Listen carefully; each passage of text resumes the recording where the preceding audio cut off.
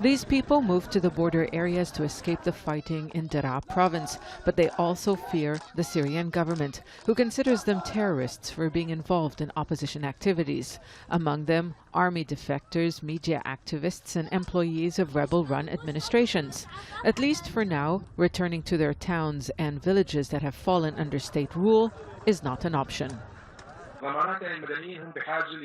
People are afraid there will be reprisals, retaliation, even executions. This is why they are asking that any deal is guaranteed by a regional power like Jordan or another Arab country, or international guarantees from the UN. The opposition has little cards to play. They have lost ground and abandoned by their allies, but they hope to improve their bargaining position by continuing to resist government attempts to recapture the remaining rebel areas in Deraa. Rebel factions have returned to the table with the Russian military, which has been negotiating on behalf of the Syrian government. Jordan has been mediating. Its foreign minister, AYMAN al-SAFADI, went to Moscow for talks with his Russian counterpart SERGEY LAVROV about how to implement a settlement in South Syria after rebels surrender their areas. At least publicly, there was no indication a deal was agreed. We look at the situation in the south of Syria with strong concern. We believe that the fundamental goal is to resolve this crisis through a political process. We would like to begin with a ceasefire and then proceed to solving the question that would help to avoid a humanitarian catastrophe in this area. It's clear that it is absolutely unrealistic to expect Iran to withdraw from Syria, and that it won't be possible to solve the problems of the region without the participation of key countries including Iran, Saudi Arabia, Jordan, Egypt, and many others.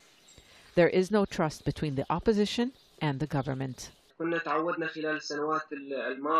We have seen this happen in the past. The regime enters an area either through talks or force, and they take revenge against the opposition, particularly the civilians. This happened in eastern Ghouta. There were arbitrary arrests, many men arrested. We heard of mass executions. Rebels say they are ready to lay down their heavy weapons, but President Bashar al-Assad's forces and their allies should not be allowed to enter rebel-held towns. The opposition is also demanding government forces withdraw from recently captured towns. It also wants state institutions in rebel-held areas to be managed by the local population, which will create their own military force to secure the area. These conditions are unlikely to be accepted by the Syrian government, which wants to regain sovereignty in the southern corner of the country.